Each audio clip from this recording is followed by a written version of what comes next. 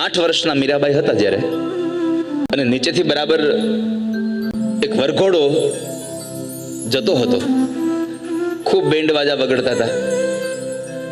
એમાં બરાબર મેડીના ઝરૂખામાંથી મીરાબાઈ અને એના માતુશ્રી બેવ જણા આ વરઘોડાને જુએ, જે આપણા ગામડાઓમાં હજી પદ્ધતિ છે જ. આ સાચું બોલજો, હું જોવે? હજી તારે બેટા બહુ વાર છે, તું નાની છો. તો મીરાબાઈ 8 જ વર્ષના હતા ને કહ્યું કે ના, મારે મારો દુલ્હો અત્યારે જોઈએ છે. માં એને સમજાવે છે, પણ મીરાબાઈએ હઠ પકડી.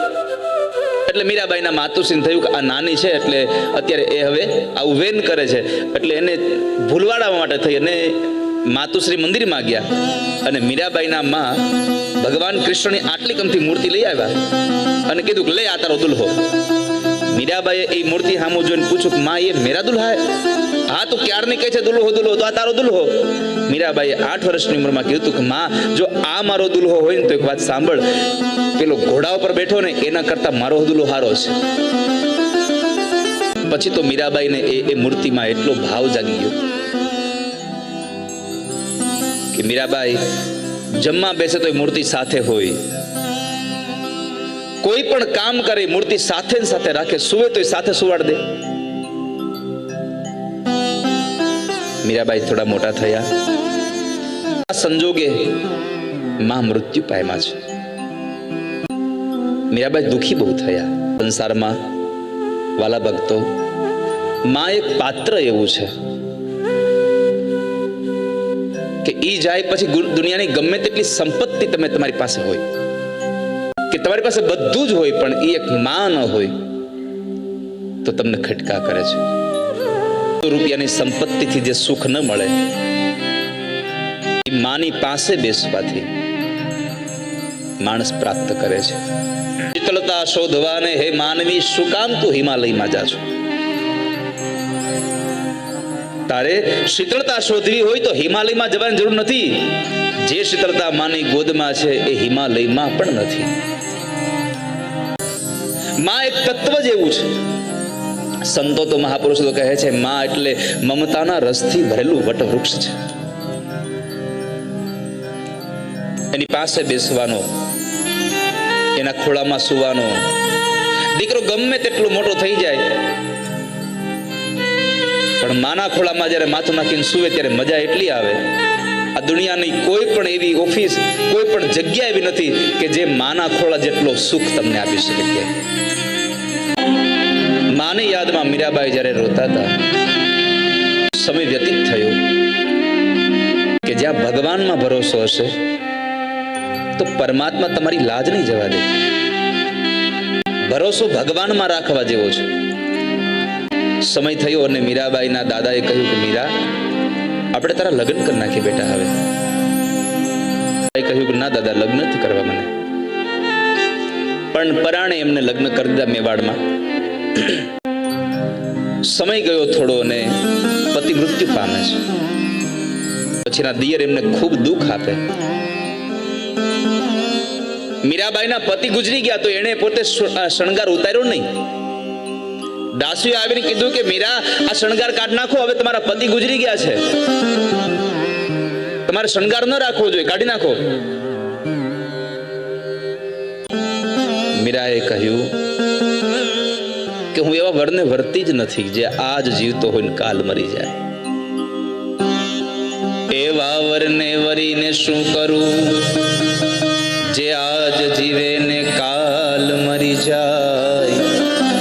વરુ સુંદર શામને મારો ચૂડલો અમર થઈ જાઓ. હું એવા પતિને શું કામ વરું કે જે આજ જીવે છે કાલ મરી જવાનો છે. એવું છું હું પરણું તો કૃષ્ણ હે, મેરો તો ગિરધર ગોપાલ, દૂસરો ન કોઈ, જાકે શિર મોર મુગુટ સોહે સો મેરો પતિ હોય. જેના માથા ઉપર મોર મુગુટ શોભે છે એ મારો પતિ છે. હું બીજાને શું કામ બરવા જાઉં? અપમાન કરીને મીરાબાઈને કાઢી મૂકે છે. મીરાબાઈ પહેલી વખત વૃંદાવનમાં ગયા. જેવા મીરાબાઈ મેવાડમાંથી નીકળી ગયા તો મેવાડની અંદર ખૂબ દુષ્કાળ પડ્યા. વરસાદ ન વરસો તો રાજ્યના અનેક એવા લોકો એમ કહ્યું કે મહારાજ એક કામ કરો, મીરાબાઈ ગયા ત્યારથી આપણા આ રાજ્યમાં અનિષ્ટ વર્તાવા માંડ્યા છે, એને પાછા લઈ આવી. એટલે એની ભાળ મેળવાવી કે મીરા છે ક્યાં. એ તો ત્યાં હતા વૃંદાવનમાં. રાણાજી સહિત બધા જાય છે, સમજાવી કારવીને મીરાબાઈને લઈ આવ્યા છે. પણ થોડો સમય ગયો, વળી પાછું અપમાન કર્યું. મીરાબાઈ એ વળી મેવાડને છોડીને નીકળ્યા અને સીધા દ્વારિકામાં આવ્યા છે.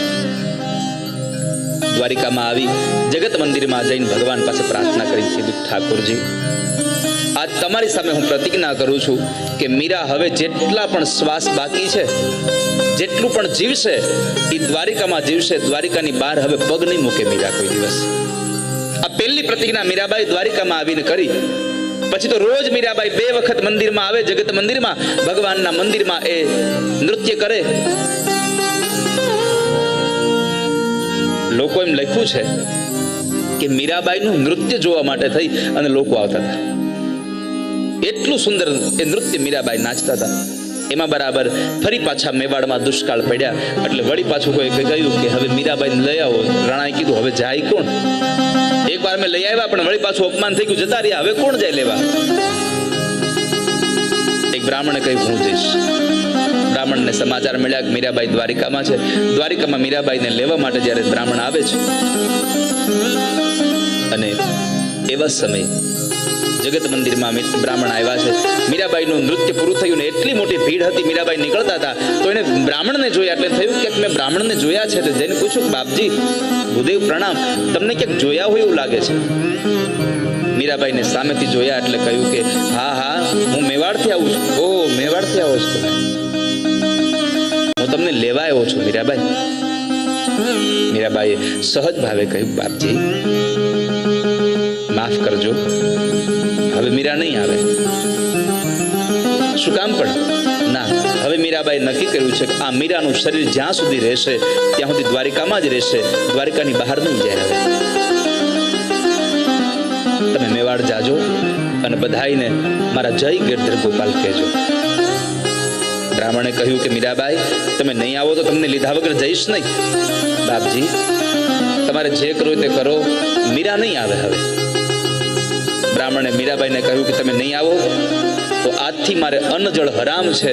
જ્યાં સુધી મીરાબાઈ મારી સાથે આવવા તૈયાર ન થાય ત્યાં સુધી મોઢામાં પાણી નહીં મૂકવું.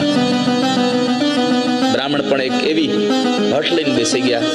1 દિવસ, 2 દિવસ, 3 દિવસ, સવારથી લઈને સાંજ સુધી મીરાબાઈની રાહમાં ને રાહમાં બ્રાહ્મણ એ મંદિરના પગથિયા ઉપર બેસે. મીરાબાઈ આવે, જોતા જાય, વયા જાય, નૃત્ય કરીને વયા જાય. 8 દિવસ થયા. એમ થયું કે હવે કદાચ આ બ્રાહ્મણનું તાળવું સુકાવા લાગ્યું.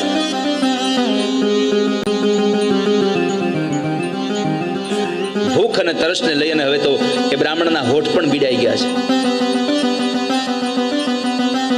મીરાએ આવીને કીધું, બાપજી જતા રહો ને, હું નહીં આવું. બોલી નથી શકતા. તમે નહીં આવો તો હું નહીં જાઉં. તો મીરાબાઈને ચિંતા થઈ, શું કરું? જો જઈશ તો મારી પ્રતિજ્ઞા તૂટી જશે કે હું દ્વારિકાની બહાર પગ નહીં મૂકું. મારું રથ તૂટી જશે. નહીં જાઉં તો બ્રાહ્મણ મરી જશે, તો બ્રહ્મ હત્યાનું પાપ મને લાગશે. કરું શું? બે બાજુથી મીરાબાઈ જ્યારે મૂંઝાયા છે. આપજી એક કામ કરો ને, જલપાન કરી લો. નહીં કરું, તમે હાલો મારી સાથે. મીરાબાઈ કહ્યું, કામ કરો, આપ થોડી વાર અહીં બેસો, હું મારા નાથને પૂછીને આવું. જો મને હા પાડે ને તો હું તમારી હારે આવવા તૈયાર છું. જગત મંદિરમાં મીરાબાઈ ગયા. ભગવાન દ્વારિકાધીશની મૂર્તિ સામે ઉભા રહ્યા અને કહ્યું, પ્રભુ શું કરું? હવે નિર્ણય તમે કરો. જો નહીં જાઓ તો બ્રહ્મ હત્યાનું પાપ લાગશે, અને જઈશ તો મારું વ્રત, મારી ટેક તૂટી જશે. કરું શું? આટલું કહીને મીરાબાઈ નૃત્ય ચાલુ કર્યું. પગમાં ઘૂઘરા બાંધ્યા, હાથમાં કરતાલ એક તારો છે, અને મીરાબાઈ જે નૃત્ય નાચ્યા છે, રોજના નૃત્ય કરતા આજનું નૃત્ય કઈક અલગ ભાતનું હતું.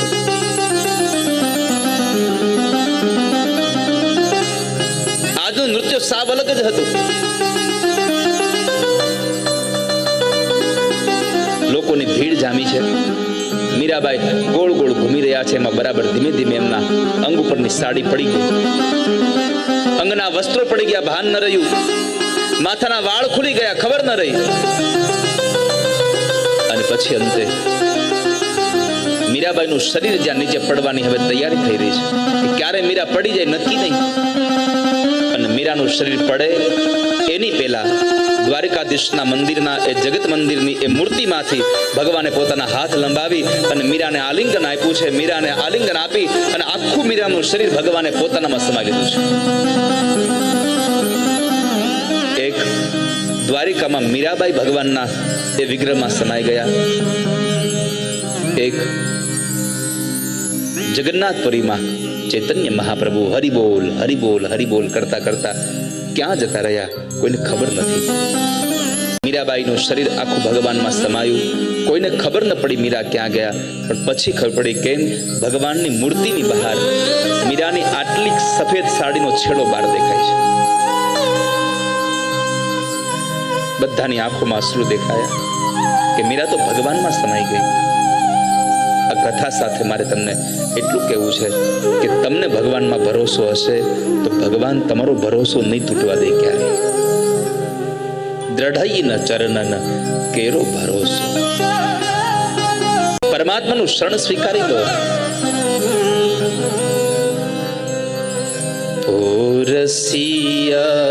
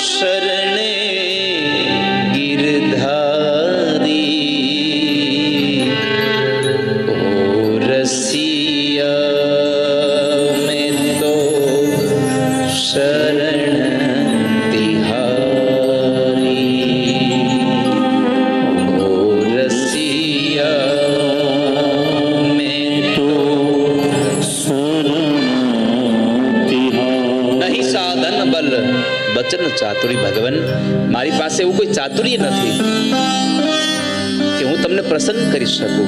બસ મારી પાસે તો એક છે, તમારા શરણનો આધાર છે. કડવી તુંબડી આમે નીચ ભૂમિ. ઈ કડવું તુંબડું કોના હાથમાં જાય છે ને એના ઉપર એની કિંમત થાય. જો કોઈ ભિખારીના હાથમાં જાય તો એને કાપીને એને સૂકવીને એને ભીખ માંગવાનું પાત્ર બનાવે.